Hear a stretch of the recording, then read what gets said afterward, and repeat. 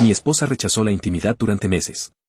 De repente, quiso un bebé, pero yo ya sospechaba que estaba embarazada y planeé en silencio la venganza que jamás se imaginó. Todo comenzó con algo que en otro momento habría parecido una conversación normal, incluso emocionante. Catalina y yo estábamos cenando, y mientras yo intentaba hablarle sobre mi día, ella, sin levantar la vista de su plato, soltó: creo que deberíamos tener un bebé. Al principio, no supe cómo reaccionar. Era un tema que habíamos evitado durante años, y para ser honesto, no estaba seguro de si lo decía en serio o si era solo un comentario al azar. La forma en que lo dijo no tenía nada de la emoción que imaginé que tendría esa conversación. Simplemente lo dejó ahí, como si fuera una idea pasajera. Lo extraño es que nuestra relación no estaba en su mejor momento.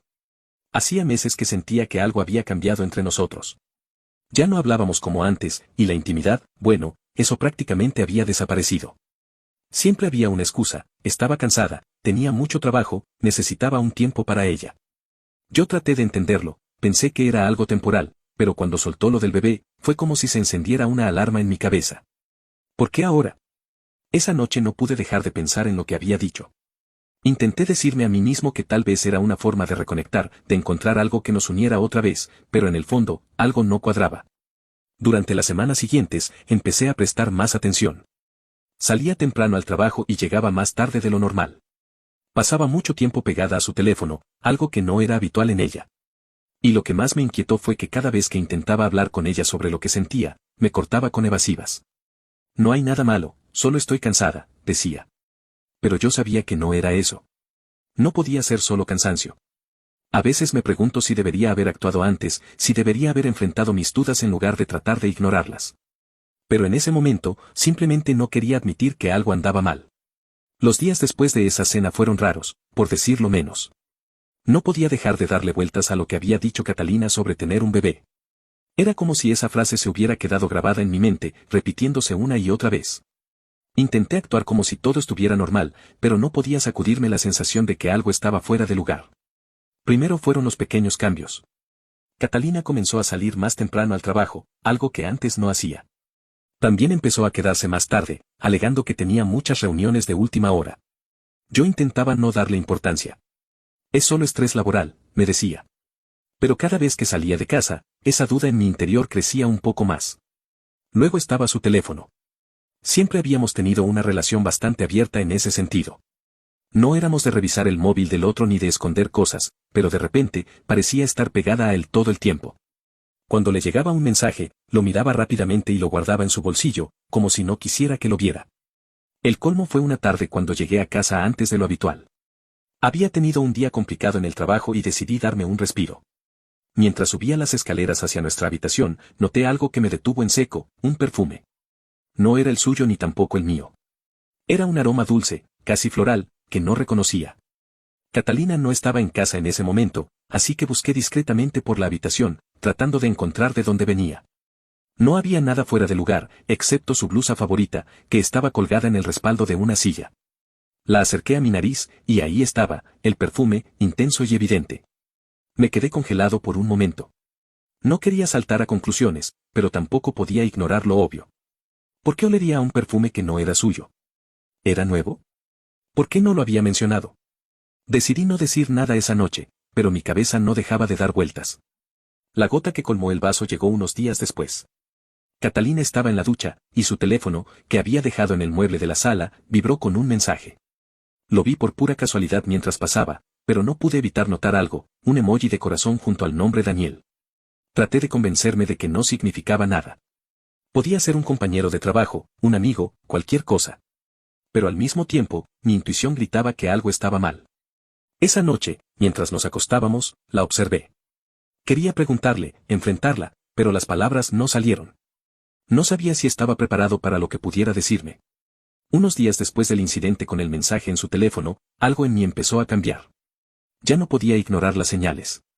Lo que antes trataba de justificar como simples coincidencias, ahora me parecía parte de un patrón. Estaba ansioso todo el tiempo, como si una sombra me persiguiera, pero no sabía cómo enfrentarla. Esa semana, mientras Catalina estaba en el trabajo, decidí limpiar la casa para distraerme. Me pareció una buena idea, siempre había algo que organizar. Cuando llegué al baño, me concentré en vaciar el basurero. Era algo rutinario, pero justo cuando estaba por tirar todo, vi algo que me hizo detenerme en seco. Ahí, en el fondo del cubo, escondido entre pañuelos arrugados y envolturas de cosméticos, había un pequeño objeto, una prueba de embarazo. Sentí como si mi corazón se detuviera. Mi primer pensamiento fue que debía estar negativa, una de esas compras impulsivas que nunca se usan realmente. Pero cuando la saqué y la miré de cerca, noté las 2 líneas rosadas, perfectamente visibles. El aire pareció desaparecer de la habitación. Mi mente se llenó de preguntas y teorías que chocaban unas contra otras. Catalina nunca me había mencionado que estaba pensando en hacerse una prueba, y lo que era más inquietante, apenas habíamos estado juntos en los últimos meses. Me senté en el borde de la bañera, con la prueba en la mano, tratando de calmarme, pero mi cabeza no dejaba de correr. Tal vez es un error, pensé. Quizás se la hizo hace tiempo y simplemente la olvidó ahí. Pero, ¿por qué estaría oculta entre la basura? No podía decidir si debía enfrentarla o no. Si lo hacía, ¿qué iba a decir? ¿Cómo iba a explicar lo que había encontrado sin parecer paranoico? Esa noche, Catalina llegó a casa más tarde de lo habitual. Estaba tranquila, como si todo estuviera bien. Mientras cocinaba, me habló de lo estresante que había sido su día, y yo intenté responder como si nada estuviera pasando. Pero por dentro, sentía que estaba cargando un secreto tan grande que apenas podía soportarlo. Decidí no mencionarlo todavía. Quería observar, recoger más piezas del rompecabezas antes de actuar. Pero a partir de ese momento, cada cosa que hacía, cada palabra que decía, la analizaba al detalle. Intentaba encontrar pistas en todo, como si fueran migajas que me llevarían a la verdad. Después de encontrar la prueba de embarazo, cada día se sentía como un juego de espera. Intentaba actuar con normalidad, pero la verdad es que me estaba consumiendo por dentro. No podía dejar de pensar en lo que significaba, en lo que Catalina me estaba ocultando. Empecé a prestar más atención a las pequeñas cosas, buscando cualquier pista que pudiera darme respuestas. Fue así como, una noche, mientras buscaba un recibo en el escritorio, me topé con algo que hizo que mi corazón se detuviera. Era un sobre arrugado con el logo de una clínica de fertilidad. Lo abrí con manos temblorosas. Dentro había un recibo reciente y una hoja de citas, pero lo que realmente me dejó sin aliento fue lo que encontré en la parte posterior de la hoja, una nota escrita a mano. Todo saldrá bien. Confía en mí. Me quedé mirándolo por lo que pareció una eternidad. Mi mente iba a 1000 por hora, tratando de procesar lo que acababa de leer. ¿Quién era él? Y lo más importante, ¿por qué Catalina había ido a una clínica de fertilidad sin decirme nada? La rabia y la tristeza comenzaron a mezclarse en mi interior. Me sentía traicionado, pero también aterrorizado de lo que significaba todo esto. ¿Podía ser que estuviera viendo fantasmas donde no lo sabía? Pero entonces recordé la prueba de embarazo, el perfume, los mensajes en su teléfono. No, no podía ser solo mi imaginación. Había algo más, algo que ella no me estaba contando. Esa noche apenas pude dormir. Catalina estaba a mi lado, profundamente dormida, mientras yo me retorcía en la cama, luchando con mis pensamientos. Parte de mí quería despertarla en ese mismo momento y enfrentarla, pedirle explicaciones, pero otra parte sabía que no estaba listo para escuchar lo que tenía que decir. Al día siguiente, decidí que ya no podía quedarme quieto. Necesitaba respuestas, pero no sabía cómo pedirlas sin que ella lo interpretara como un ataque. Así que intenté ser sutil. Durante el desayuno, le pregunté cómo se sentía, si había algo que quisiera compartir conmigo. Ella negó con una sonrisa vaga, como si todo estuviera bien, pero su mirada evitó la mía. Y esa evasión fue como una confirmación de que algo no estaba bien. Mientras ella salía de casa para ir al trabajo, me quedé mirando cómo cerraba la puerta. Por primera vez desde que empezó todo esto, me di cuenta de que la persona que tenía frente a mí ya no era la misma con la que me casé. No sabía cómo empezar. Con Catalina, podría haberla enfrentado directamente con lo que sabía, pero sentía que eso solo le daría la oportunidad de mentirme de nuevo o, peor aún, voltear la situación para hacerme sentir culpable. Así que decidí guardar silencio y seguir investigando. Necesitaba algo más. Esa tarde, mientras revisaba de nuevo su teléfono, sí, lo hice otra vez, no me enorgullece, pero no me arrepiento, vi un detalle que no había notado antes. Daniel, el supuesto hombre perfecto que se estaba metiendo en mi matrimonio, tenía una foto de perfil en WhatsApp. No era nada llamativo, él sonriendo junto a una mujer y 2 niños pequeños. Al principio, pensé que podría ser una hermana o algo así, pero algo me decía que no. Abrí su perfil y copié el número a mi propio teléfono. Si este tipo tenía algo que esconder, yo estaba decidido a encontrarlo. Esa noche, después de que Catalina se durmiera, busqué a Daniel en las redes sociales. Lo encontré casi al instante. Su perfil de Facebook estaba lleno de fotos familiares. Él, la mujer de la foto, su esposa, lo supe al leer un comentario donde alguien los felicitaba por su aniversario, y los dos niños, que claramente eran sus hijos. De repente, las piezas empezaron a encajar. Este tipo no solo estaba metido con mi esposa, también estaba traicionando a su familia. Y si él pensaba que podía salirse con la suya, estaba muy equivocado. Al día siguiente, usé un número desconocido para enviarle un mensaje a su esposa. No fue algo elaborado, solo una línea directa al grano. Tu esposo Daniel está teniendo una aventura con mi esposa Catalina. Tengo pruebas. Si quieres saber más, llámame. No tardó mucho en responder. Me llamó unos minutos después, y aunque su voz temblaba al principio, se notaba que quería saber la verdad. Le expliqué todo, los mensajes, las fotos, incluso los planes del viaje que habían organizado. Le mandé capturas de pantalla de todo, y por un momento, el silencio al otro lado del teléfono fue ensordecedor. Gracias por decírmelo, dijo finalmente. Su voz era fría, pero había una determinación en ella que me hizo sentir que no iba a dejar pasar esto. Con Daniel cubierto, era hora de ocuparme de Catalina. Sabía que no podía dejar que simplemente se saliera con la suya. No solo me había traicionado a mí, sino que lo estaba haciendo en la cara de todos los que alguna vez confiaron en ella. Esa misma tarde, preparé un correo electrónico que incluía todas las capturas de pantalla de los mensajes y las fotos de su relación con Daniel. No le envié ese correo a ella. Lo envié a su madre, a su padre y a su hermana. No escribí nada agresivo ni dramático, solo un mensaje breve y claro: creo que necesitan saber lo que está pasando. Catalina me está engañando con este hombre. Adjunto pruebas. Lamento tener que ser yo quien se los diga, pero ya no puedo quedarme callado. Cuando Catalina volvió a casa esa noche, su teléfono no dejaba de sonar. Al principio, intentó ignorarlo, pero después de un rato, lo revisó. En cuanto vi cómo su rostro palideció al leer los mensajes, supe que había funcionado.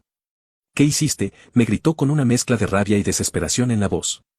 No hice nada que no te merecieras, le respondí con calma. Solo dejé que la verdad saliera a la luz. Ahora todos saben quién eres realmente.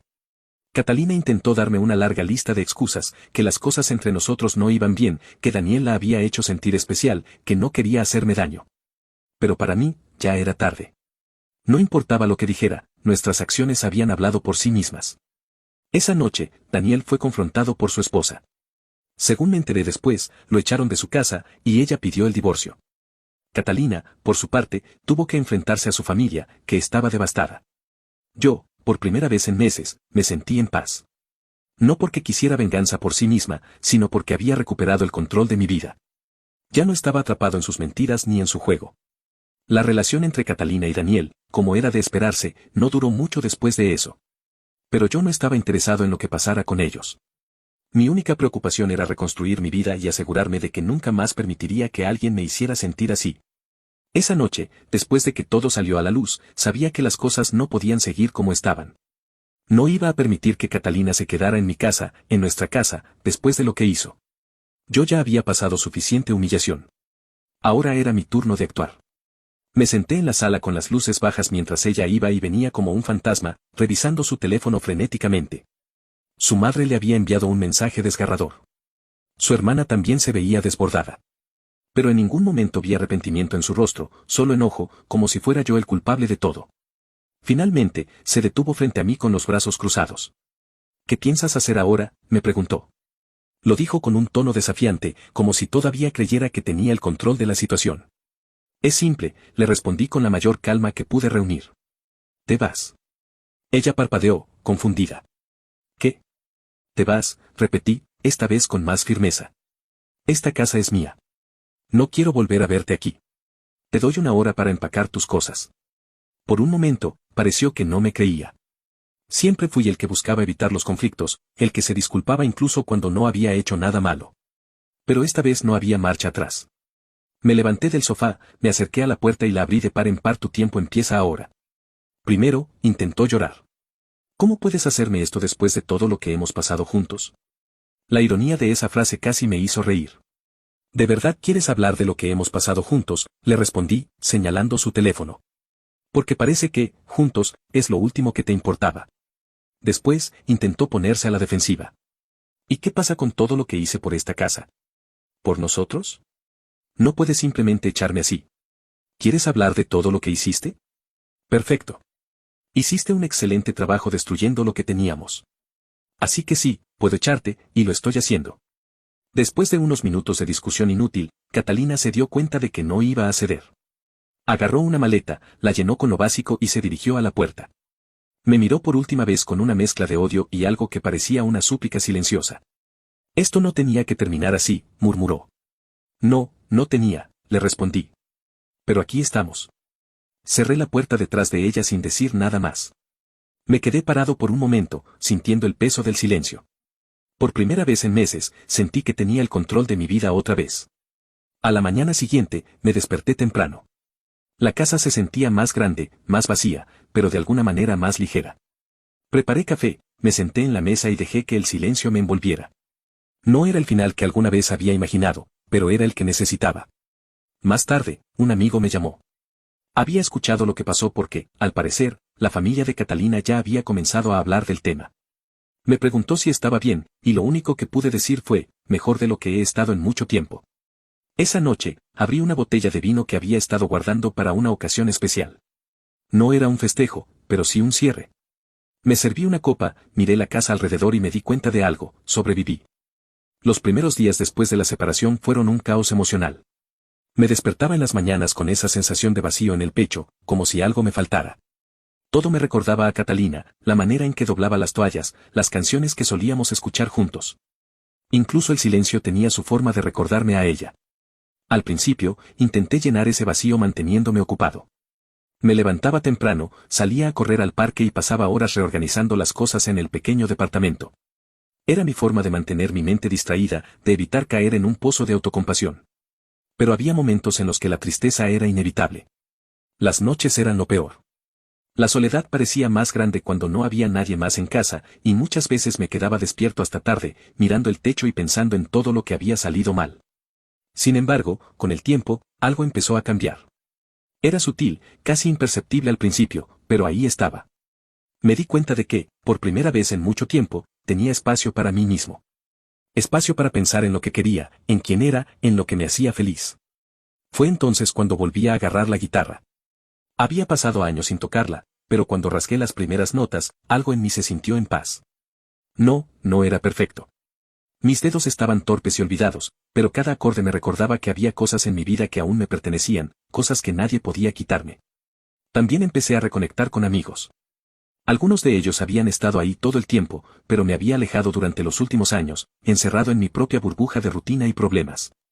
Una noche, acepté la invitación de un amigo para ir a un bar, y aunque al principio no tenía muchas ganas, fue una de las mejores decisiones que tomé. Entre risas y cervezas, me di cuenta de que aún podía disfrutar de la vida, que el mundo no se había detenido solo porque mi matrimonio había terminado. Cada pequeño paso que daba se sentía como una victoria, volver a salir, inscribirme en clases de escalada, incluso cocinar para mí mismo. Eran recordatorios de que estaba avanzando, de que estaba aprendiendo a estar bien conmigo mismo. No era fácil, pero cada día se sentía un poco menos pesado que el anterior. Había días en los que el recuerdo de Catalina aún dolía. Pensaba en lo que habíamos compartido, en lo que habíamos perdido y en lo que ella había decidido dejar atrás. Pero en lugar de dejar que esos pensamientos me consumieran, aprendí a aceptarlos. Eran parte de mi historia, pero no definían mi futuro. Los días después de la separación pasaron entre altibajos, como era de esperarse. A veces me sentía como si estuviera avanzando, pero otras, todo parecía derrumbarse de nuevo. Fue un proceso lento, pero empecé a darme cuenta de algo, lo que más miedo me daba no era estar solo, sino descubrir quién era yo fuera de la relación. Durante mucho tiempo, mi vida había girado en torno a Catalina y a lo que compartíamos. No es que me arrepintiera de ello, pero me di cuenta de que, en algún punto, me olvidé de mí mismo.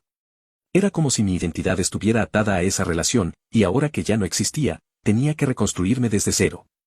Un día, mientras revisaba mi correo, encontré una invitación a un evento local de escalada en roca. Era algo que siempre quise intentar, pero nunca me animé porque Catalina no lo encontraba interesante. Decidí inscribirme. Al principio, me sentí torpe, fuera de lugar, pero con cada intento fallido, cada caída controlada, algo dentro de mí empezaba a despertar. No era solo la actividad física, era la sensación de enfrentar algo desconocido y salir adelante. También tomé una decisión importante, reservar un viaje para mí mismo. Sin explicaciones, sin permisos, sin preguntas. Era solo yo y mi mochila. Terminé en una pequeña ciudad costera que siempre había querido visitar. Caminaba por las calles empedradas, comía en pequeños restaurantes familiares y pasaba horas mirando el mar. Me di cuenta de que no necesitaba grandes planes ni compañía constante para sentirme en paz. No todo fue tan revelador. Hubo noches en las que me sentía solo, en las que las dudas regresaban con fuerza. Pero en lugar de huir de esos sentimientos, aprendí a aceptarlos. A veces, la tristeza no desaparece por completo, simplemente se convierte en una parte de ti, una que puedes llevar sin que te pese demasiado. Hoy, al mirar atrás, ya no siento rabia ni dolor. Lo que siento es claridad. Comprendí que no podía haber hecho nada para evitar lo que pasó con Catalina. Su traición no era un reflejo de mi valor, sino de sus propias elecciones. Y aunque esa experiencia fue dura, me obligó a replantearme todo, a preguntarme quién quería ser y qué quería para mi vida. No sé qué me espera en el futuro, pero sé que estoy mejor preparado para afrontarlo. He aprendido a escucharme, a priorizarme y, sobre todo, a no dar por sentado quién soy. Si alguien aquí está pasando por algo parecido, mi único consejo sería este: no tengan miedo de empezar de nuevo. Aunque el proceso sea doloroso, encontrarán en ustedes mismos una fuerza que ni siquiera sabían que existía.